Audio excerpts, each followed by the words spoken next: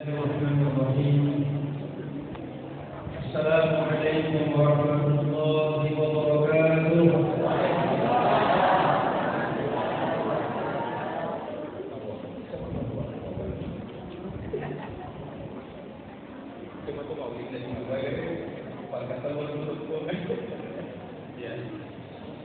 Alhamdulillahilladzi hadana li hadza wa ma kunna linahtadiya laula an hadana Allah.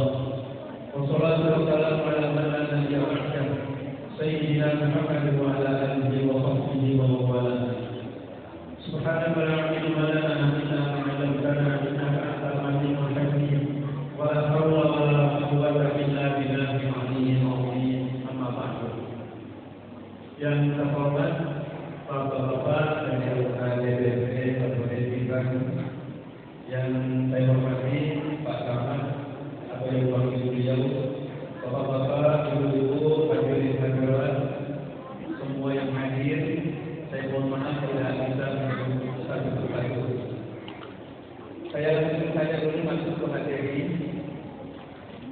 Mengapa kita berkumpul untuk memperingati Isra Mi'raj? Sebenarnya ada lebih 10 dalil yang bisa saya gunakan, tapi sebagai pengantar umum. Yang pertama, Nabi sendiri memerintahkan kita untuk memperhatikan hari-hari besar keagamaan. Yang saya juga berikan satu, puasa hari Asyura. Masih ingat puasa hari Asyura tanggal berapa? 10 Muharram. Kan hadisnya menyebutkan Nabi ketika di Madinah mendapati orang-orang yang puasa pada tanggal 10 Muharram ini. Terus Nabi bertanya, untuk apa kalian puasa hari ini? Mereka mengatakan, dulu Nabi Musa berpuasa pada tanggal 10 Muharram itu sebagai bentuk kesyukuran kepada Allah, karena pada hari itulah Bani Israel dan Nabi Musa diselamatkan oleh Allah dari jalan Fir'aun, dan Fir'aun beserta bala tentaranya diselamatkan oleh Allah. Terus Nabi katakan, "Fanahnu ahaqqu wa aula Musa minkum." Kami lebih pantas dan lebih layak mengikuti Nabi Musa daripada kalian. Maka para sahabat diperintahkan untuk puasa pada tanggal 10 Muharram. Cuma ada catatannya, kalau kita panjang umur sampai tahun depan, kita puasanya 2 hari, supaya puasanya beda dengan orang-orang Yahudi. Tapi pesannya adalah puasa Asyura itu diperintahkan oleh Nabi untuk mengenang peristiwa yang dialami oleh Nabi Musa alaihissalam. Logikanya, kalau peristiwa yang dialami Nabi Musa saja diperintahkan, harusnya peristiwa yang dialami oleh Nabi kita Nabi Muhammad SAW lebih penting untuk diperingati. Makanya kita memperingati Isra Mi'raj, kita memperingati Maulid. Waktu tadi Pak Camat bilang kalau Maulid lebih ramai daripada Isra Mi'raj. Kau Maulid ini kali, Michael kenapa kau? Daya tariknya berbeda. Kalau Maulid daya tariknya lebih tinggi. Dan pesokong itu selalu diperkirakan tidak digagal.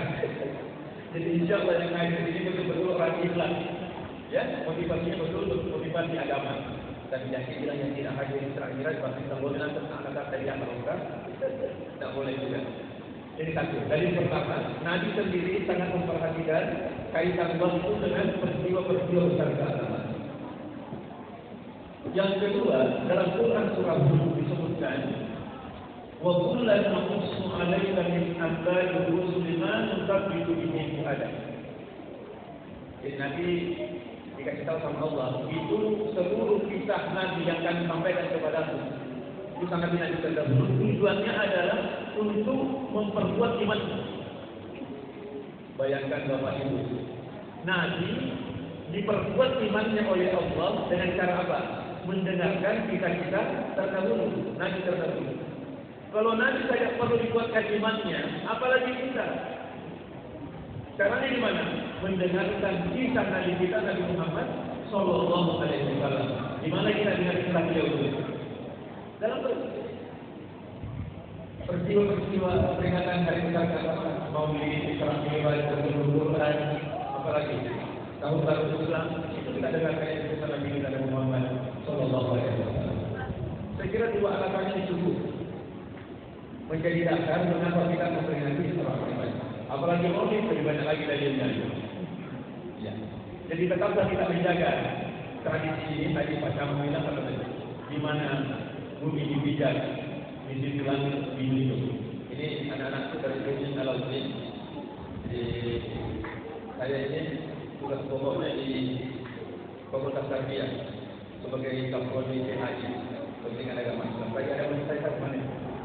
Mana di belakang? Ya itu dia, jadi hargai tradisi masyarakat di situ, ya. Hargai tradisi. Jangan datang membawa TBC. Tahu TBC? Tahayyul bid'ah khulafah. Datang mengkafir-kafirkan masyarakat, bid'ah, musyrik, masyarakat dan berjumlah itu tongkar. Ada ya? Pada hari kiamat ya. Dan itu tidak ada sekarang, ya. Terus kita masuk di ayat yang dibacakan dari keluarga yang sangat keluarga berjualan, Masya Allah. Jadi tadi yang dibaca itu ada dua surah. Satu surah Al-Isra, kedua surah An-Najm. Surah Al-Isra menceritakan peristiwa Isra-nya, surah An-Najm menceritakan peristiwa Mi'raj-nya. Banyak sekali hikmah yang bisa kita ambil. Yang pertama ini meluruskan keyakinan kita ini. Tapi banyak yang salah paham. Dan salah paham itu disebutkan dalam Al-Quran. Dan dibaca oleh anak-anak kita ketika biasa itu. Fa'ammal insanu idza mabtalahu rabbuhu fa akramahu wa na'amahu fa yaqulu rabbi akraman. Adapun manusia apabila diuji oleh Tuhannya, diluangkan rezekinya, diangkat derajatnya, dia mengatakan Tuhan memuliakan. Wa amma idza mabtalahu rabbuhu wa amma idza mabtalahu fa qadara alayhi rizqa. Adapun sebaliknya ketika diuji dengan kesusahan, rezekinya disempitkan, dia katakan apa? Tuhan menghinakan. Allah membantah. Kalla, tidak seperti itu. Kita ini kebanyakan selalu ukurannya materi. Itu dilarang sama Allah, jangan mengukur segala sesuatu materi. Apalagi mengukur kemuliaan di sisi Allah, bukan diukur dari materi. Kan hidup ini sebenarnya Bapak Ibu, hakikatnya adalah pendiam. Kullu nafsin dha'iqatul maut. Tiap-tiap yang bernyawa pasti akan merasakan kematian. Wa nabluukum bisyarri wal khairi fitnah. Dan kami akan menguji kalian dengan kebaikan dan keburukan. Jadi ujian itu ada dua, ada ujian kebaikan, ada ujian keburukan, ada ujian kesenangan, ada ujian kesusahan. Tapi kita rata-rata nanti merasa diuji kalau susah. Tapi kalau senang, tak merasa diuji. Kebahagiaan kita Nabi Sulaiman alaihissalam dalam surah An-Nahl. Nabi Sulaiman alaihissalam kan bukan cuma nabi, beliau juga raja. Kekayaannya, kekuasaannya belum pernah ada yang menyamai kesudahannya dan sebelumnya sampai hari ini, sampai hari kiamat. Kenapa? Karena Nabi Sulaiman itu bukan hanya memerintah manusia, tapi juga memerintah binatang. Bahkan bangsa jin tunduk dalam perintah Nabi Sulaiman. Bahkan lebih dari itu, angin yang bertiup itu tunduk dalam perintah Nabi Sulaiman. Bahkan puncaknya sampai hari ini merupakan teknologi yang seperti itu. Itu waktu Abu Bakar mau datang berkunjung ke istana Nabi Sulaiman. Nabi Sulaiman mengumpulkan seluruh pembesarnya, jin dan manusia. Beliau katakan, Ya ayyuhal mala'u ayyukum ya'tini arsyiha qabla ayyatuhu min muslimin. Siapa di antara kalian yang bisa membawa singgahsana kembali ke sini? Singgahsana itu tempat duduk ratu, duduk raja. Itu kan kursi besar. Itu Nabi Sulaiman mau datangkan lintas negara. Qala ibritu minal jinni. Jin ibrit mengatakan saya bisa pindahkan. Berapa lama kau waktu untuk pindahkan? Qabla an taquma imamah, sebelum kau berdiri. Baik, Iblis aku pindahkan tinggal balik lintas negara sebelum Nabi Sulaiman berdiri. Tapi ternyata seorang manusia mengatakan, saya bisa lebih cepat. Berapa lama keputusan sebelum mata Tuhan berkedip? Aduh. Sekarang ini HP kita yang bisa dikirim apa? Tulisan, foto, video. Tapi tadi lagi mengirim ini berita negara. Nabi Sulaiman teknologinya waktu itu bisa membedakan sehingga kata kalkulasi kurang dari tidak mata. Ada. Apa kata Nabi Sulaiman? Hadza min fadli rabbi liyabluwani ashkuru am akfur. Ini pemberian Tuhanku untuk menguji saya. Apakah saya termasuk orang yang bersyukur atau termasuk orang yang bersyukur? Berkelima kekayaan dan kekuasaan justru merasa diuji. Saya mohon maaf Pak Anggota Dewan, saya kasih tahu teman-teman yang terpilih, jangan tidur syukuran. Karena jabatan itu adalah amanah. Amanah itu ujian. Kalau kita masih ujian, jangan dulu syukuran. Coba anak kelas 3 SMA, baru ujian sudah syukuran. Padahal belum ada syukuran. Syukuran ujian. Salah ya. Kalau bukan syukuran, Pak, setelah selesai, setelah lulus. Kalau masa jabatan berakhir, tidak menyalahkan aturan kewenangan, ya, tidak ada penyimpangan dan sebagainya, itu lulus, baru syukuran. Jadi syukuran itu setelah masa jabatan berakhir, bukan ketika terpilih. Kalau syukuran ketika terpilih bahaya, berarti menganggap jabatan itu sebagai apa? Kesempatan, bukan sebagai amanah. Nah ini, jadi kalau saya mohon maaf ini saya sampaikan ke teman-teman, kampanye teman-teman yang terpilih di pusat, di provinsi, di kabupaten, saya kasih tahu, jangan dulu syukuran. Karena ini amanah. Amanah itu ujian. Kalau kita masih ujian, kan belum syukuran. Sudah ada pengumuman dulu, baru syukuran. Artinya sudah syukur. Cuma memang ini perlu saya kasih tahu juga, yang memang punya bakat dan punya minat untuk di DPR, di legislatif dan eksekutif masuk. Karena kita butuh orang baik di sana. Kita butuh orang baik. Dakwahnya para penguasa itu lebih ampuh, lebih kuat dibandingkan dakwahnya para ulama. Coba dulu di Jakarta, itu ada tempat prostitusi dan tempat mabuk-mabuk, tempat narkoba di Jakarta itu. Saya tahu teman-teman jadi kita tahu saja. Itu sudah berkali-kali para ulama, para ustaz demo untuk dulu itu tempat maksiat itu tidak mempan. Begitu seorang gubernur soleh yang berkuasa dengan satu lembar surat keputusan langsung ditutup. Jadi ini memang kita butuh orang-orang baik. Alhamdulillah. Jadi eksekutif kita butuh orang baik. Dan dakwahnya mereka itu lebih tinggi dibandingkan para ustaz dan para ulama. Karena mereka memiliki kekuasaan. Maka misalnya presiden atau gubernur itu satu hari ibadahnya mereka itu lebih afdal dibandingkan 1000 tahun ibadahnya orang awam. Mungkin ada yang protes. Kenapa itu Ustaz? Saya sampaikan begini. Kalau saya katakan 70 tahun haji menggarap sawah itu kalah dengan tanda tangan presiden untuk satu proyek. Benar tak? Sama. Jadi makanya saya katakan kalau ada orang baik perlu kita dukung untuk masuk ke legislatif. Kita dukung di eksekutif, kita dukung orang-orang baik karena dengan kekuasaan itu mereka bisa berbuat banyak untuk agama ini. Ya, jadi tolong jangan buat kita. Cuma ini saya mau sampaikan juga hikmah yang kedua, karena ini kan raja, sudah raja apa? Bulan apa? Sya'ban. Sya'ban itu salah satu keistimewaannya disitulah amal kita selama 1 tahun diangkat ke langit. Jadi kalau kita baca hadis tentang laporan malaikat kepada Allah yang melaporkan amalan kita, kan ada 3 hadisnya. Yang pertama ada laporan harian.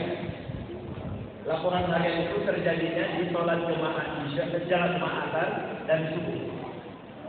Jadi ini tadi malaikat yang bertugas siang ini disilakan sebelum subuh. Yang bertugas malam itu juga sholat subuh. Jadi ketemu di situ. Nanti pergantian shift di atas, yang bertugas malam datang di atas, yang sudah bertugas siang pulang waktu asar. Tapi ketemu di sholat asar. Ketika mereka naik ke langit melapor kepada Allah, Allah bertanya, walaupun Allah tidak tahu, bagaimana kau tinggalkan hamba-Mu? Kata malaikat, ya Allah, waktu datang saya lihat dia sholat. Waktu dia pulang, dia juga sholat ya Allah. Karena dia menjaga sholat jemaah subuh dan sholat jemaah asar. Makanya dilaporkan oleh malaikat dalam keadaan dia sholat. Jangan di sholat jemaah subuh dan asar. Kemudian yang kedua adalah laporan mingguan. Laporan mingguan itu terjadinya di hari apa? Hari Senin dan hari Kamis. Maka itu semuanya kita digunakan puasa. Semuanya kita tidak karena kesempatan banyak yang mengajar.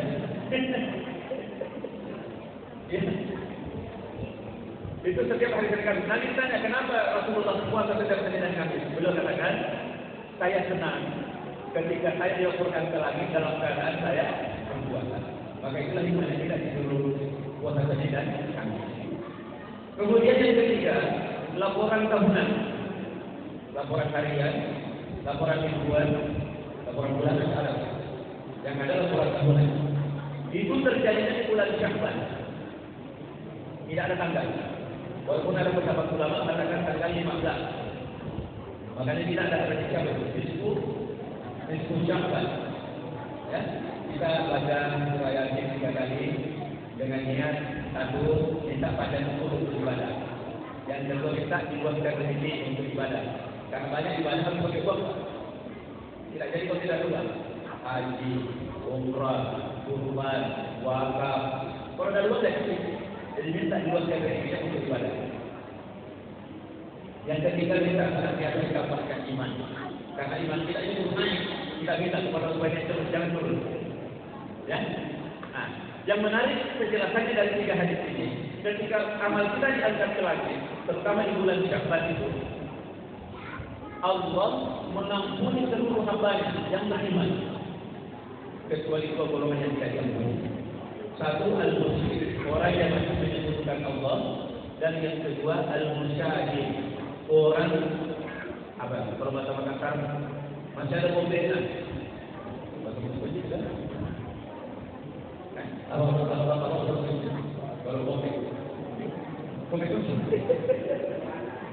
jadi sewa ada, lalu ini lebih dia mana sewa ada ya. Jadi ini dia sewa ada lebih lalu esok, dia terima amal dari Allah Taala, dia dapat itu kan. Rugi, hati-hati di minggu depan. 14 Februari pemilihan, jangan gara-gara pemilihan terus mau bombe. Nah, itu kita terima ini harus. Amalan ayam mana tumpah aja kuasa di hari kelima. Gitu ya dapat itu kan. Jadi janji, beda pilihan itu dia ambil. Coba saya sampaikan begini. Jangankan memilih legislatif, jangankan memilih presiden, memilih agama saja itu Al-Quran sudah jelas. Inna dina indallahi Islam. Agama yang diterima di Islam hanya Islam. Di luar Islam salah semua. Tapi Al-Quran masih mengajarkan adab, akhlak. Bagaimana kita bersikap kepada non-Muslim. La ikraha fid-din. Tidak ada paksaan dalam agama. Kalau agama saja tidak boleh dipaksa, apalagi ada pemilihan presiden lagi kan. Jangan paksa orang. Agama saja tidak boleh paksa. Kalau tidak masuk Islam, bukan aja. Tidak boleh Pak. Itu Allah melarang, tidak boleh masuk orang. Apalagi wala tasubbul ladzina yad'una min dunillah. Janganlah kalian menghina, janganlah kalian mencaci maki sesembahan orang yang menyembah selain Allah. Dilarang menghinakan orang itu. Padahal menurut kita jelas-jelas juga. Apalagi ini sampai saling tidak boleh menghina, tidak boleh menyerang. Ya, ingat itu. Yang ketiga, lakum dinukum waliyadin. Bagimu agamamu, bagimu agamaku. Toleransi. Agama saja diperintahkan toleransi. Apalagi ini perbedaannya. Jangan persaudaraan kita putus hanya gara-gara ini.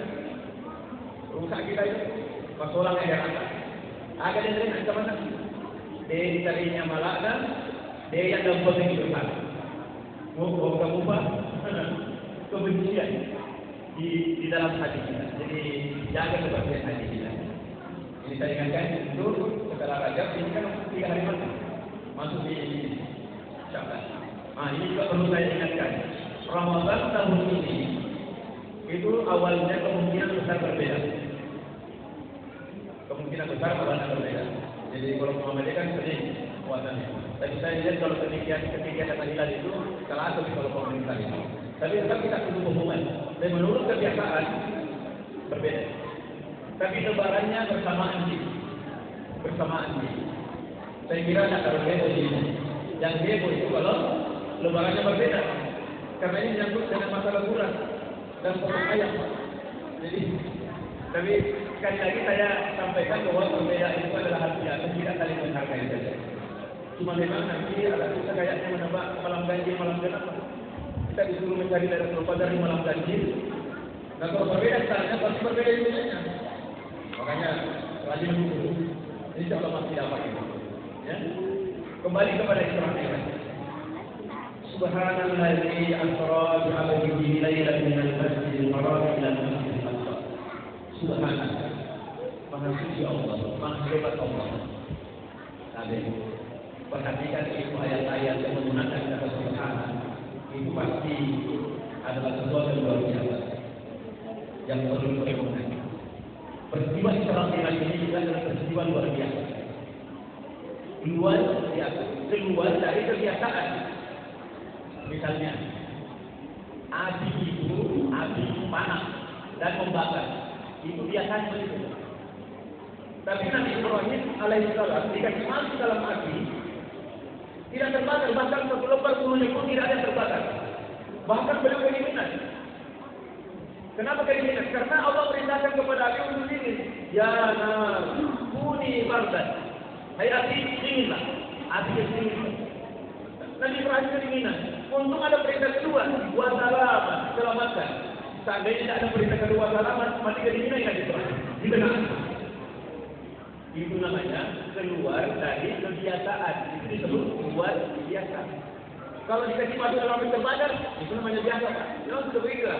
Tapi ini keluar dari kebiasaan. Isra Mi'raj ini adalah keluar dari kebiasaan. Kenapa? Coba. Minal masjidil haram minal masjidil aqsa.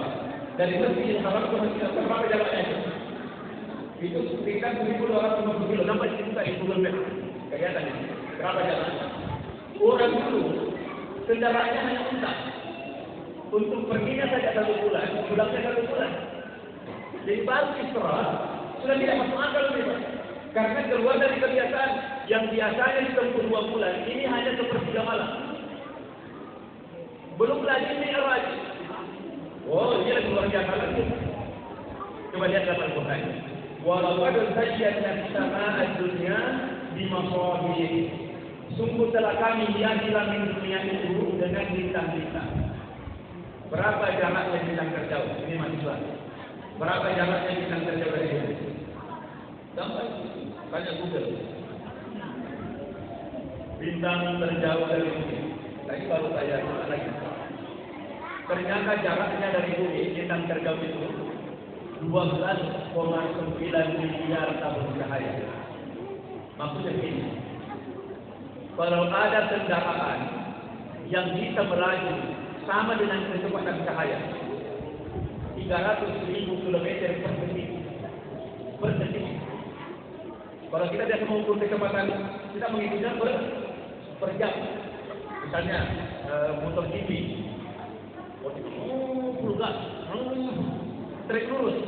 Berapa kecepatan tertingginya itu Pak? 339 km per jam.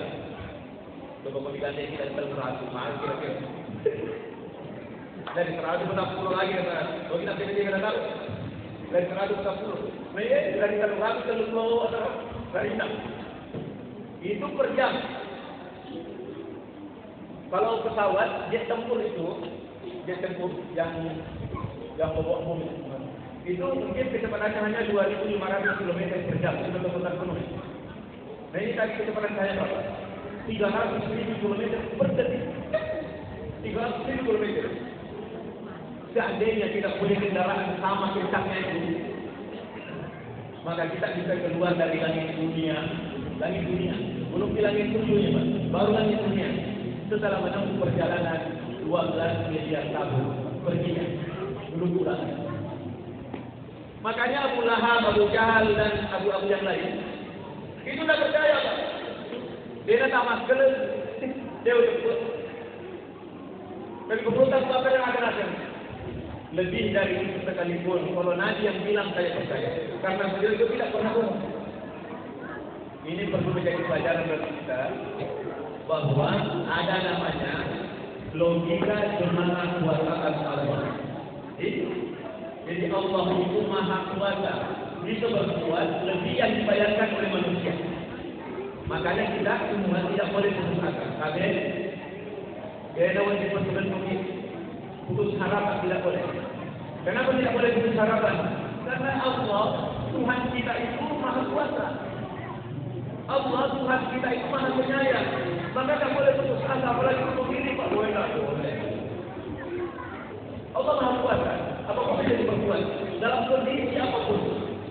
Maka tabir Bapak Ibu tidak boleh berharap mati, tidak boleh minta mati. Kakak biasa kamu tahu ni mana terasa, tahu malah ada akan ada.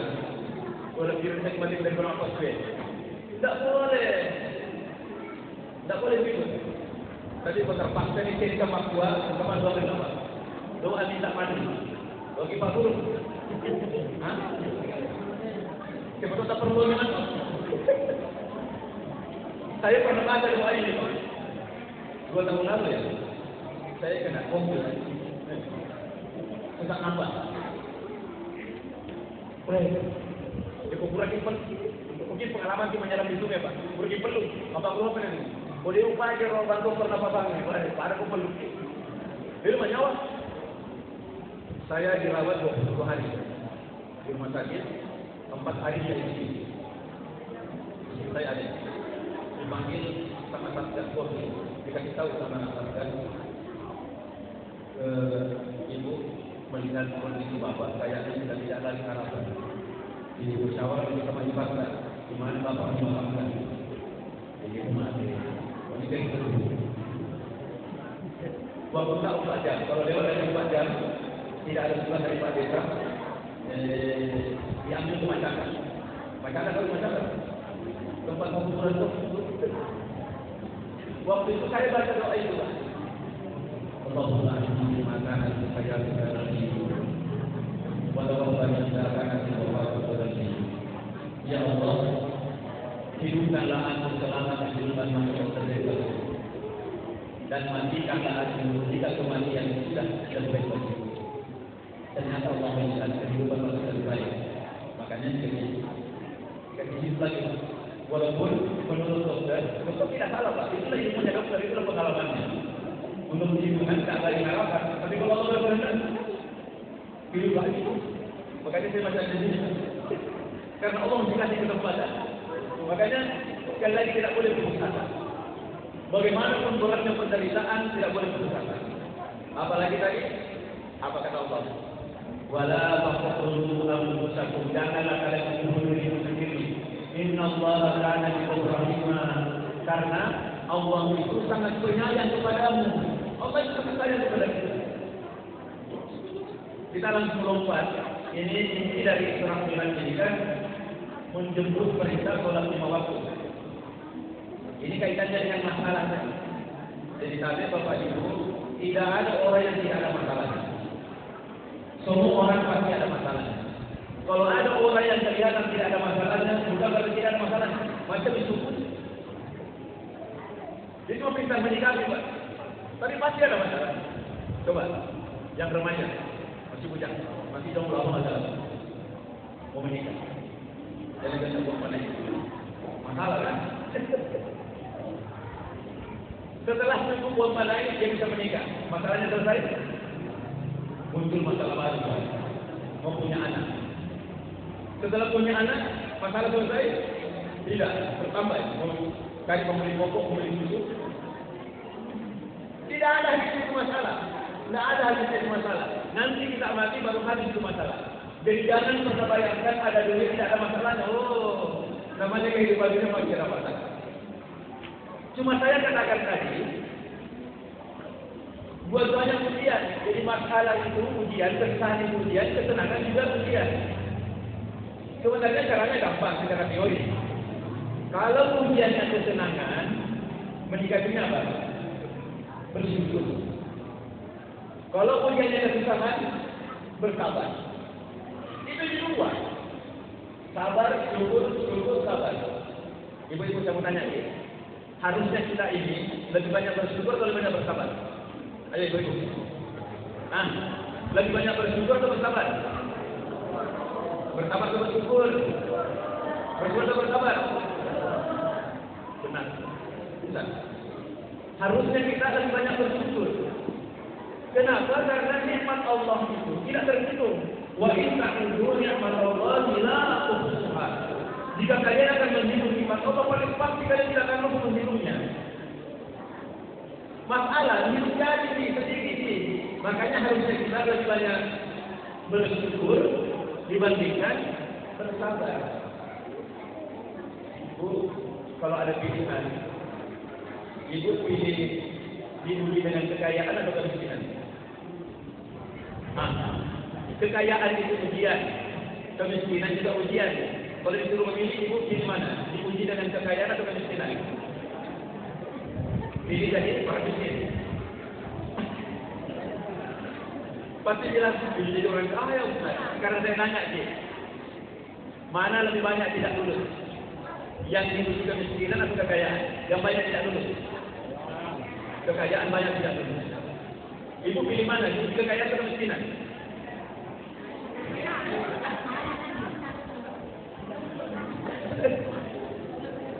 Dia bilang, yang banyak tidak lulus, yang kaya. Terus ditanya, mau kaya atau miskin? Iya, karena bukan kita yang memilih, tinggal menunggu saja. Lihat, kalau ujiannya kekayaan, syukur. Kalau ujiannya kesusahan, sabar. Kan banyak orang buat cinta bersyukur tidak tahu bersabar. Betul bersifat ini bahaya Pak. Begitu suaminya bangkrut, dia tinggalkan suaminya. Berarti ini perempuan pintar bersyukur, tapi tidak tahu bersabar. Dan kata si balik kan, untuk lupa ketiaan si masing-masing, kalau lupa ketiaan. Apalagi waktu menikah modalnya cinta Pertamina. Kau cinta Pertamina? Kalau masuk di Pertamina, apa dia bilang bukan? Mulai dari nol. Jadi waktu kita posting, dikatakan ke orang tua, mulai dari nol. Merintik sama-sama. Kenapa waktu jadi sejahtera? Justru malah cerai. Oh, baca kabar ayat, merintik dulu. Kalau masalah dunia akhirat, kita bersyukur, kita bersabar. Ya? Tapi jangan juga sama dengan seorang laki-laki, mukanya jelek, penampilannya tidak menarik, tapi istrinya cantik sekali. Anak-anak sekarang bilang, tidak level. Tapi maksudnya saya jodoh. Setiap hari ini sang suami natap-natap istrinya sambil senyum-senyum, tapi istrinya salah tingkah. Bagaimana dia? Sangat juga apapun. Jadi biasa saya menatap boleh. Karena setiap kali saya melihat, saya bersyukur kepada Allah karena mendapatkan istri cantik Allah. Langsung istri saya bilang, Bang, berarti kita akan masuk surga sama-sama. Maka jadi laki itu bisa tahu gitu dari bawah. Makin dua kali usaha macam ramai. Orang syukur dan orang sabar itu masuk surga. Abang nanti masuk surga karena bersyukur mendapatkan istri saya. Dan saya masuk surga karena bersabar mendapat suatu menjadi bangsa. Ini dalam bahasa. Kenapa kalau hadis benar? Hadis macam ini, al-imanu biswani, miskun bisyukri, wa miskun biswabri. Iman itu dua bagian, satu bagian pada kesyukuran, satu bagian pada kesabaran. Menyatu dalam diri, bukan berbagi. Oh syukur saya sabar, nah syukur dan sabar itu ada di hati. Jadi kalau mau bahagia, gabung itu syukur dan sabar. Kaitannya dengan sholat 5 waktu. Coba perhatikan. Allah katakan apa? Ya ayyuhalladzina amanu ista'inu bis-sabri was-shalah. Hai orang-orang yang beriman, minta tolonglah kepada Allah dengan sabar dan salat. Jadi kalau ada kebutuhan kita, ada keperluan kita, salat sih. Nabi dulu Isra Mi'raj di ruhi wajah ini dengan ruh dan jasadnya menghadap kepada Allah di langit. Tapi kita kan tidak bisa seperti itu. Tapi Nabi membawa sholat itu sebagai media untuk Mi'raj. Jadi kalau mau ketemu sama Allah, sholat. Makanya tidak ada masalah yang berat di hadapan Allah. Saya sering praktikkan. Saya kalau ada masalah, saya curhat sama Allah, bicarakan sama Allah. Contoh, ini yang biasa orang anggap ringan. Ini di masjid saya di Samata, mau peringatan Maulid 2 tahun lalu saya. Pada asal bersama Allah. Beda buah hujan keras, sudah turun hujan keras, jam 2 makin keras. Wah, ini sumpah, wes. Wah, ini boleh saya ingat firman Allah, minta tolong kepada Allah dengan salat. Doa majlis. Kepada sunat 2 rakaat salat sunat saja. Setelah salat saya curhat kepada Allah, bicara saya sama Allah. Ya Allah, Engkau Maha mengetahui bahwa sebentar ini pada asar kami akan memperingati Maulid Nabi Muhammad Sallallahu Alaihi Wasallam. Kalau hujan begini ya Allah, orang tidak bisa datang. Kalau pemerintah datang ya Allah, suaranya diserang tidak akan kedengaran ya Allah. Mohon dengan kekuasaan merahmatkan saya ya Allah. Pasal jolo boleh nak buat uang. Dan kemana dekat dan tetap aja dulu. Satu setengah buat. Dekat terus ke sana. Kurang ya Allah, masalah apa? Tiba-tiba hujan berhenti, Pak.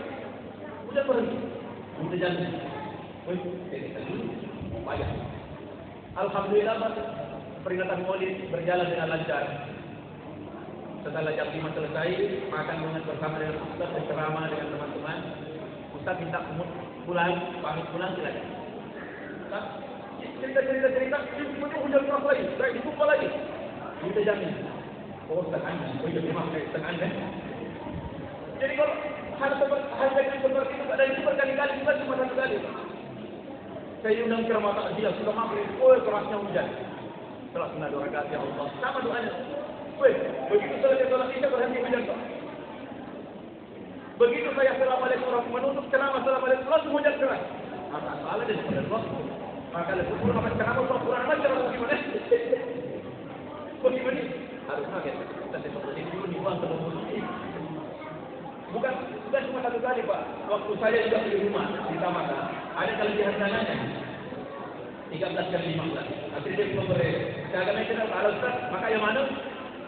Error ini waktu 2 tahun dalam error, hampir 50 juta. Dan itu 2 juta setengah itu. Akhirnya dia dijolak tanda jadi, buang bulan. Waktu masih awal-awal Pak, waktu itu ya Allah, beragam sekarang berarti ya Allah. Begitu tinggal 1 minggu begitu lagi sorry. Terus semua ni, mati. Dia berkata ni, aku baca masih tahajud Pak, rumah sudah tahajud, bicara sama Allah. Buat, kemudian kita buat. Luar aja yang akan buat di bawah muda tu, kita terus sama ni buat. Dia kata luar tu dia buat aja buat, masih tidak. Apa bicara? Takkan diri juga, apa terugi kan? Apa terugi? Takkan diri juga buat. Dia mampu baca Pak 2 menit sebelum yang lain. Engkau tanah belum lagi, ikan botol buat tu dosen kuih. 2 menit makan ini kata doinya. Baru kanan 20 juta lina. Boleh. Dia tak paham kata boleh Kalimantan Timur boleh. Kata awal 94 juta. Kalimantan Timur itu. Nanti 50 juta.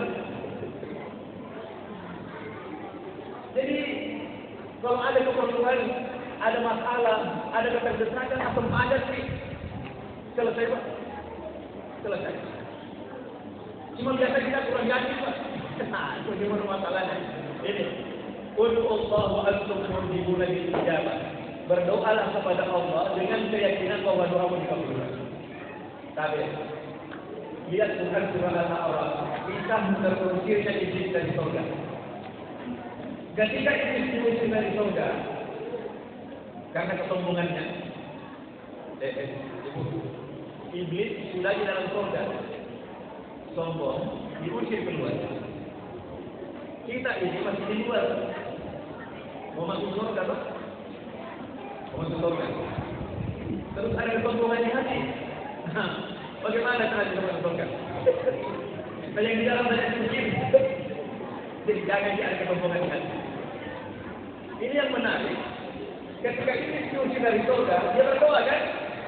Rabbi anzirni ila yaumil yub'atsun. Ya Allah, panjangkanlah umurku sampai datang hari kiamat. Minta dipanjangkan umurnya. Allah jawab, innaka minal muttaqin. Oke, saya panjangkan umur sampai hari kiamat. Bayangkan. Iblis saja diterima doanya, Pak. Itu yang saya jadikan patokan. Iblis saja baru diterima doanya, masa kita baru bilang kita bukan? Nah, Allah sudah janji. Wa qala rabbukum astajib lakum. Allah yang janji, Pak. Tuhanmu mengatakan, mintalah kepadaku, niscaya aku kabulkan. Jadi yakin bahwa dikabulkan. Nah, cuma memang Allah mengabulkan doa itu 3 caranya. 1, Allah katakan, oke, saya berikan yang kau minta. Seperti saya tadi, berapa kali yang saya minta ikan sama berhentikan hujan, ikan minta uang, dikasih. Ya, tapi kadang kita tidak dikasih, tidak ke. Tapi beberapa kali itu ke, apa yang saya minta dikasih sama. Atau cara yang kedua, Allah katakan, tunggu dulu. Saya mau lihat kesembuhan. Jadi kita ini berusaha dulu maksimal. Jadi jangan cuma berdoa tapi usaha juga. Coba itu Maryam, kita Maryam dalam surah Maryam. Ketika akan melahirkan, ibu itu tahu yang sudah melahirkan, kalau sudah melahirkan. Bagaimana sakitnya itu melahirkan? Bersandar di pohon kurma. Terus datang malaikat Jibril. Wa husni ilaiki bi jiz'in nakhlati tusafif alaiki saban jamila. Kasih goyang itu mantel pohon kurma supaya buahnya yang masak itu jatuh. Pernah lihat pohon kurma? Pernah juga? Waktu kita pergi ke haji. Kemudian kata kita, dalam tahun pada perempuan itu, apakah kemudian dalam tahun? Kira-kira pemadam mati orang dikalian kembali ke Sibadana ke 10 gitu. Pakai roh 4 anak. Ada tak boleh kira-kira? Tidak bisa. Geno kita jangan buat. Ini Maryam, wanita hamil tua mau melahirkan, disuruh kasih goyang. Jatuh tak goyang? Jatuh. Apakah goyangannya kasih jatuh? Bukan. Yang kasih jatuh adalah Allah. Tapi Allah ingin melihat usahanya. Jadi Allah ingin melihat usahanya. Jadi yang itu berdoa saya kita berusaha Pak, karena Allah ingin melihat usaha kita, kesungguhan kita berdoa dan berusaha. Yang ketiga, Allah katakan, tidak, saya tidak berikan yang kau minta, tapi saya punya yang lebih baik untukmu. Nanti ini kita berkali mengelola. Nah, jadi jangan pernah berhenti berdoa. Minimal, ada lagi satu level yang tertinggi. Tapi punya tidak ada pengamen ini. Tapi pernah lihat pengamen, Pak. Itu pengamen kalau lagi dia peti-peti kita nyanyi. Terus kalau lagunya lagu yang favorit kita dia nyanyikan, terus suaranya bagus ketika kita enak, kita bilang sama anak-anak yang bukan ini, biar dia nyanyi lama-lama. Karena kalau dikasih uang, pasti orang nyanyi seperti ini, karena doa-doa tidak apa, doa tidak apa. Allah itu kalau senang dengan doa seorang hamba, maka kepada mereka tidak beri doa. Ubunya berdoa, ubunya kita berdoa, ubunya kita terima. Wah, ubunya lebih tinggi Pak, karena kalau diganti nanti itu lebih besar dan itu sampai akhir. Jadi kalau selama ini kita tidak berdoa, terus belum dikabul, sebenarnya Allah senang dengan doa kita, seperti tadi. Jadi jangan berhenti terus. Itu Nabi Ibrahim berdoa di sana, tapi hati kita sekali berapa kali berdoa. 40 tahun. Padahal dia gelarnya apa? Fadilullah, kekasih Allah. Tapi 40 tahun baru dikasih, karena Allah senang dengan doanya.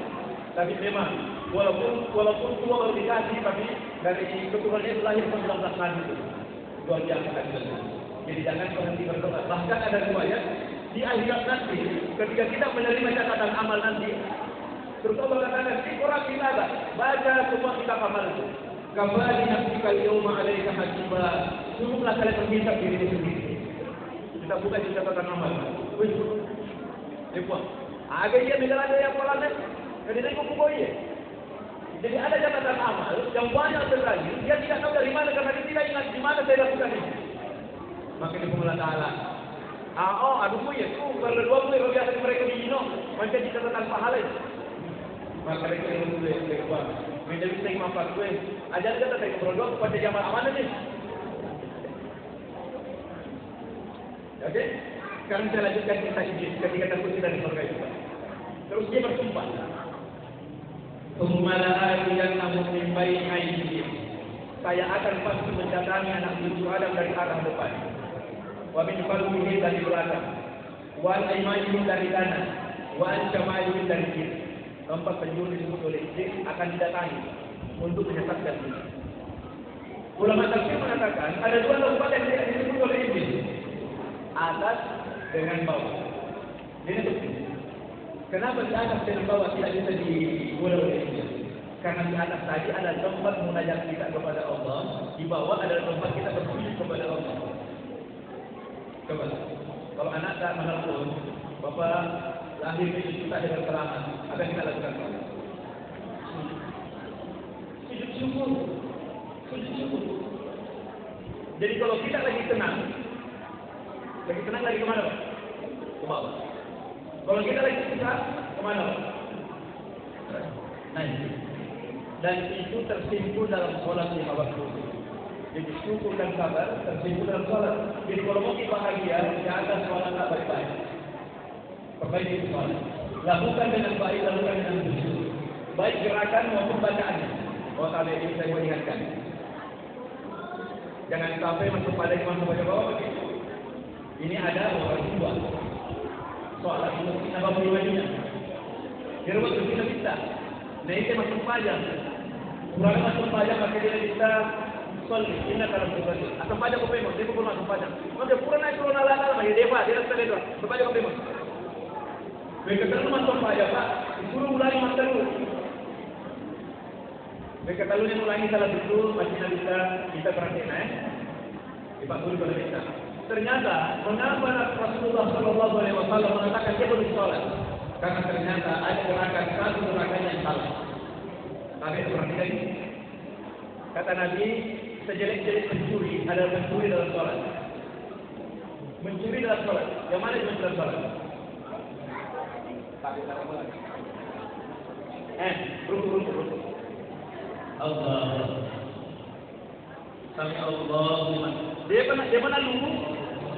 pernah dulu nulis disuruh mulai kepada Pak dia nak magai satu rukun hilang cuma ini hilang mereka dulu lagi kepada dia nak makin bisa dia paling hilang kalau kepada kepada dia nak kepada karena gerakannya tidak sempurna dia mencuri dalam sholat jadi perhatikan yang tadi gerakan kota baca dekat dulu hero baca kepada ini tak selamat itu.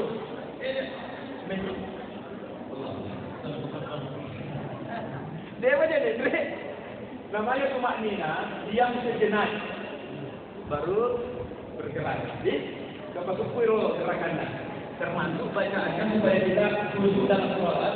Perhatikan ini, perhatikan. Tapi ada satu tips yang saya sampaikan kepada seluruh jemaah.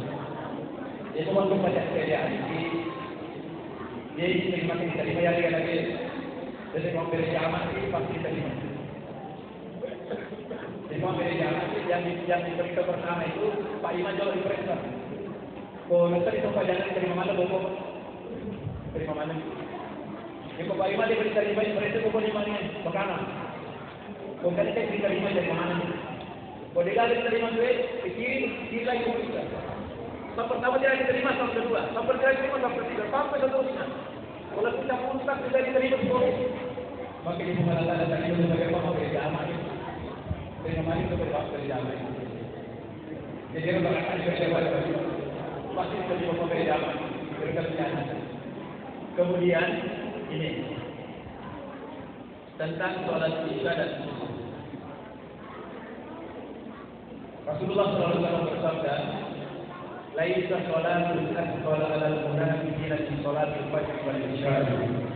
Tidak ada sholat yang paling berat dilaksanakan oleh orang munafik sama beratnya sholat jamaah isya dan subuh. Lau ya'lamuna ma fihi ma la'atawna wa lam taqwa. Seandainya mereka mengetahui kebaikan yang ada dalam sholat jamaah subuh itu, pasti mereka datang semua. Walaupun harus terlantar, maka loro sih. Dan itu berubah aja lah. Maka loro bila ditanya apa lagi? Ya Rasulullah bisa. Jadi kalau tanda orang baik itu Pak menjaga sholat isya dan subuh. Maka dia lupa baca subuh lagi tadi. Yang mana dia lupa baca subuh pasti orang baik Pak. Makanya saya anggap semua yang rajin sholat subuh selama itu saudara baik. Pasti orang baik. Tidak mungkin orang munafik. Kalau maghrib yang lain-lain itu masih ada kemungkinan orang munafik yang pada.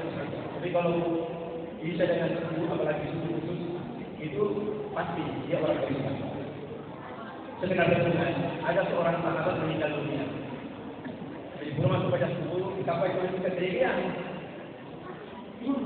Kejadian terlibat. Jadi Rasulullah bersama beberapa sahabat datang ke rumah beliau. Dan Nabi jalan dari Masjid Nabawi ke rumah sahabat ini. Nabi tiba waktu duha. Coba, ala-ala gitu coba. Belum masuk baca subuh. Dan tiba di sana waktu duha, kira-kira berapa kilo itu? Saya perhatikan jam, hitungannya itu kan ada di daftar jadwal sholat. Waktu duha dengan subuh itu setelah sholat subuh jaraknya masih ada 1 jam. Kira-kira kemana-mana lagi di jalan itu 3 kilo. Dan sahabat ini selalu hadir di masjid sholat jamaah subuh. Padahal malah tidak boleh berada di masjid. Ini jadi sahabat ada di malah tidak di masjid ini. Tidak ada, mereka motor enggak. Jadi kita perhatikan ini sampai subuh ambil jalan di sini. Perhatikan ini. Insya Allah. Ini perlu saya sampaikan terutama kepada para ulama waktu karena dua hal. Yang musulman alama asy'ari. Orang akan mengajarnya berdasarkan kebiasaannya ketika hidup. Jadi perlu kita buat kegiatan yang baik. Mudah-mudahan kita mati dalam kegiatan itu. Yang kedua, sebelum mati mungkin kita sakit. Tidak malu aku awsar para kudi malam maka ayat musliman. Orang sakit itu dicatat berdasarkan kebiasaannya ketika sehat dan mungkin.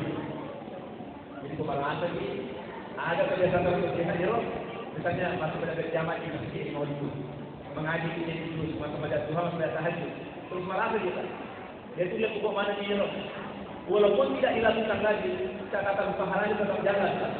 Kenapa? Karena itu kebiasaan kita tadi. Jadi mumpung kita lagi ada kesempatan kesehatan hidup sedikit kebiasaan kita baik.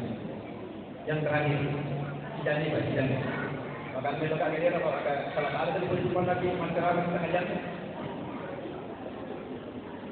Jadi harus lebih 1 jam dan berpikir. Ini lailan minal masjidil haram ila al-masjidil aqsa. Minal masjidil haram ila al-masjidil aqsa. Saya ingatkan dari tadi la tusyarku rihal illa ila salati masajid. Tidak boleh melakukan perjalanan jauh mencari keberkahan kecuali hanya 3 masjid saja. Masjid apa kita di surga dengan Istiqlal, Al-Markah, sama di Indonesia. Yang berbeda itu 3 masjid ini. Satu, Masjid Aqsa di Palestina, Masjid Nabawi di Madinah, dan Masjid Haram di Mekah. Satu sholat di Masjid Aqsa itu lebih baik dibandingkan 500 sholat di masjid lain. Satu sholat di Masjid Nabawi lebih baik dibandingkan 1000 sholat di masjid lain. Satu sholat di Masjid Haram lebih baik dibandingkan 100.000 sholat di masjid lain. Jadi perlu memang kita berkunjung di 3 masjid ini Pak. Masjid Aqsa, Masjid Haram, Masjid Nabawi dan Masjid Haram. Masjid Aqsa ini mudah-mudahan aku kepada Imam Musto yang begini. Kita doakanlah semoga operasi itu dijaga oleh Allah dan dijaga oleh Allah. Tapi yang menarik adalah kita itu orang beriman, mainan kita di masjid. Dari masjid al-mu'minu bil masjid kastamaki fil ma' wal munafiqu fil masjid Kafir al-Fafat. Orang beriman di masjid seperti ikan di dalam air, betah. Orang munafik di dalam masjid seperti burung dalam sangkar, tidak betah. Masih sama kita. Kebetulan ini masjid kita lagi proses pembangunan. Saya ingatkan lagi. Salah satu amal jariah yang paling panjang pahalanya, yang mengalir terus walaupun kita sudah mati, adalah membangun masjid. Man bana masjidan banallahu lahu baitan fil jannah. Barang siapa membangun masjid di dunia, maka akan dibangunkan istana di dalam surga. Ustaz, ya ini juga dari Ustaz. Di bawah itu Allah memberikan pahala itu tergantung keikhlasan kita. Walaupun sumbangannya itu hanya sebesar sarang burung. Bagaimana sarang burung itu besarnya? Tergantung burungnya. Kalau burung besar, sarangnya juga besar. Kalau burung kecil, sarangnya juga kecil. Ibu tahu burung? Ada bicara dia burung. Hah? Burung mano. Ada kira-kira mana-mana mengambil sarangnya. Cui. Itu sarang lagi. Walaupun sumbangan kita begitu besarnya Pak, begitu besarnya, karena ini mengatakan apa yang penting Islam. Kebetulan ada dan kebetulan juga. Pada kapan jadi ibadah ini batu-bata, tapi tadi batu itu sebab tak sumbangan. Tadi wajib ini. Terus lagi itu Pak, PDB kan PDB kepala. Misalnya roti macor ya. Jaga meter 40, sentimeter jaga undang-undang juta, ya 5 meter di sana. Ada kilometer. Jadi selama masjid itu masih terpakai, selama ini pahalanya jalan terus. Bahkan ada pendapat ulama, walaupun ini sudah direno, itu dulu orang mulai menyumbang, tetap jalan pahalanya terus. Karena dia telah melakukan itu, pahalanya tetap jalan terus. Jadi jadi ajar teman tadi atau bersegi. Haji seperti amal jasa. Nah, tetap jalan Pak, tetap jalan. Tadi sudah lagi masuk lagi dia, berdua, insya Allah. Ya, tadi ya rumah kampung kapan lagi Pak? Yang sudah kita makan jadi apa itu? Jadi kotoran Pak. Yang kita belikan baju, belikan mobil, belikan rumah jadi apa itu? Jadi rembukan. Yang kita tabung, yang kita simpan jadi rembukan. Itu mati di Palung dengan apa Pak? Maka dari orang-orang jadi rembukan. Harta kita yang sesungguhnya adalah yang sudah diinfakkan di dalam Allah. Termasuk ini sumbangan tadi masjid itu. Pemasukan ini insya Allah. Malari masuk apalannya. Dia itu komputer. Jadi boleh apalan sama tempatnya kita kalau oleh apalan. Kalau tidak apalan boleh luar biasa Pak ini kesempatan luar biasa bagi masyarakat Desa Tadampalia ini. Ya, lebih umum kecamatan tempat untuk dapatkan pahala amal jariah seperti ini. Amal jariah ini kita umat beriman itu minat masjid haram dari masjid ke masjid. Itu urusan kita. Orang yang tergantung di hati masjid masuk dalam salah satu golongan yang dinaungi oleh Allah di hari kemudian. Ketika itu tidak ada naungan kecuali naungan Allah. Salah satunya adalah orang yang tergantung hati. Selalu pikirannya bagaimana membangun masjid. Pikirannya masjid. Insya Allah pada abad. Saya kira demikian Pak yang sempat saya sampaikan kalau tidak seperti mati. Tapi mudah-mudahan ada manfaatnya. Oh, supaya dapat oleh biar anak-anak saya ikut sembunyi dan sembunyi mengampang telah besar. Ibu, ini anak saya kalau suku dikasih bangun sholat, ringan apa berat? Berapa ringan? Berat. Kalau bapaknya ringan apa berat? Saya ada baca itu, siapa itu raja di Timur Tengah. Istri yang tidak membangunkan suaminya sholat subuh diancam oleh raja, dikasih menikah lagi. Jadi kalau dia datang ke belakangnya lalu orang baca subuh, suaminya lah kayaknya, ambil itu guys, saya kata dulu. Jadi datang ke belakang tadi, ekor dia. Supaya ringan Pak. Itu saya minta bapak-bapak ibu-ibu mengamalkan surah Ibrahim ayat 40.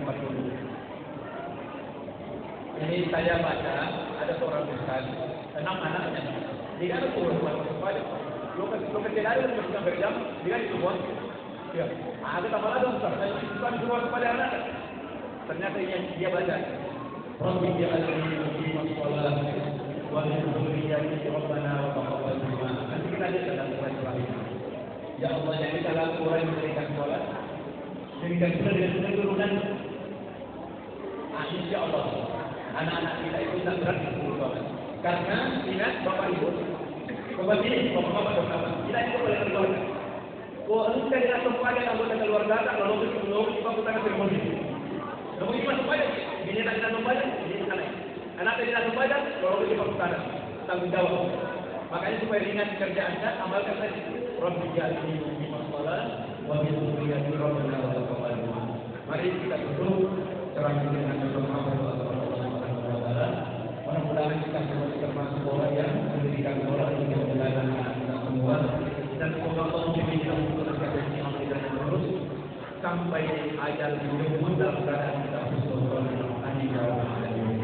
Alhamdulillah wa la ilaha illallah.